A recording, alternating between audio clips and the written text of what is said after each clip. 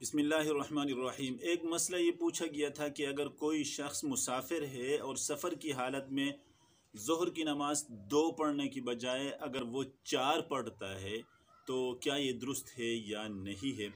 تو فقہ حنفی کی روح سے اگر ہم بات کریں تو یہ 2 رکعت پڑھنا واجب ہے، 4 پڑھنا جائز نہیں ہے۔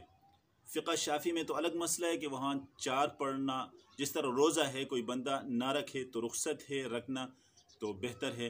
امام شافی تو یہ کہتے ہیں کہ 4 پڑھے تو اچھی بات ہے، لیکن فقہ حنفی میں یہ مسئلہ بتایا گیا ہے کہ 4 پڑھنا جائز نہیں ہے۔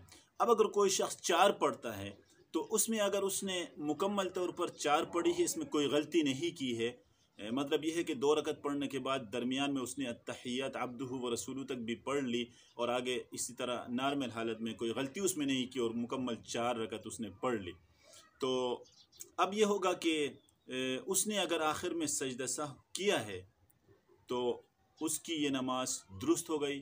2 رکعت فرض اور 2 رکعت جو ہے وہ نفل ہے، لیکن فقہ حنفی میں یہ بتایا گیا ہے کہ بندہ گناہ گار ہے۔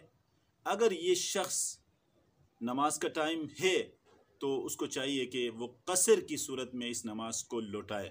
اگر نماز کا ٹائم ہی گزر چکا ہے تو پھر اس کو لوٹانے کی ضرورت نہیں۔ دوسری صورت یہ ہے کہ 2 رکعت میں بیٹھنے کے بعد التحیات میں بیٹھنا بھول گیا، اگلی 2 رکعتوں کے لیے کھڑا ہو گیا اور آخر میں سجدہ سہو بھی کر لیا، تو یہ نماز پوری کی پوری جو نماز ہے یہ نفل ہے، فرض باطل ہے۔